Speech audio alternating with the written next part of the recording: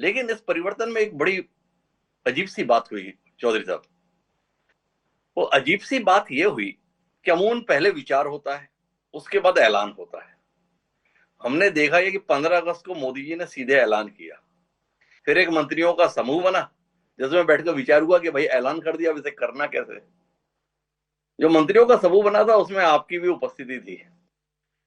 थोड़ा उस अनुभव को साझा कीजिए ना, कितने घबरा के उस मीटिंग में गए थे।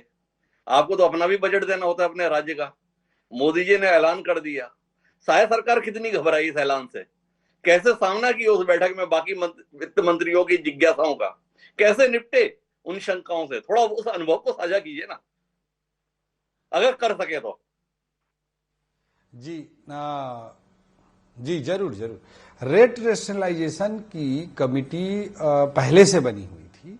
उसमें कोई ऐसा मैंडेट नहीं दिया गया था कि 4 स्लैब को 2 स्लैब करना है या क्या करना है, बट रेट रेशनलाइजेशन की कमिटी पहले से बनी हुई थी और उसमें विचार पहले से चल रहा था ग्रुप ऑफ मिनिस्टर्स में कि किस वस्तु पे दर कम करना चाहिए, किस पे सीन गुड्स का, जैसे आपने शुरुआती जिक्र किया कि जो हेल्थ के लिए जो नुकसानदायक नशीली चीज़ें, स्मोकिंग वाली चीज़ें होती हैं, उसमें बढ़ाने का भी सोचा गया है।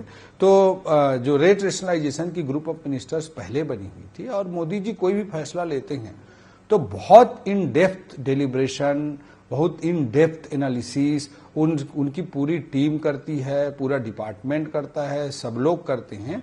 और ग्रुप ऑफ मिनिस्टर्स भी रेट रेशनलाइजेशन पे पहले से काम कर ही रही थी, उसके भी बहुत सारे बिंदुओं को पूरी तरह से वहां पर लिया गया और उसी को मिक्स करते हुए किया गया। मोदी जी जो भी निर्णय लेते हैं वो बड़े सोच के साथ लेते हैं, बड़े इन डेप्थ एनालिसिस के साथ लेते हैं। ये पूरा आप उनकी वर्किंग से हम सब इस चीज को महसूस करते हैं। और दूसरी चीज मैं कहना चाहूंगा कि निर्मला सीतारमण जी का भी सेम नेचर है, किसी भी चीज पर निर्णय लेना है तो बहुत इन डेप्थ जाकर वो एनालिसिस करके निर्णय लेती हैं। दूसरा चीज आपने हमारे बजट की दृष्टि से कहा या दूसरे राज्यों को फेस करने की बात कही, वो दोनों बिंदुओं पर भी मैं अपना अनुभव आपके साथ से जरूर शेयर करना चाहूंगा कि जैसे हम सोचते हैं जब भी कोई टैक्स का रेट कम होता है तो हम सोचते हैं कि भाई रेवेन्यू लॉस हो गया, रेवेन्यू लॉस हो गया। तो मैं तो पहले ही बोला कि इकोनॉमी के पर्सपेक्टिव से रेवेन्यू लॉस या रेवेन्यू प्रॉफिट वाला कोई विषय होता नहीं है, या तो पैसा सरकार के जेब में जाता है या जनता के जेब में जाता है।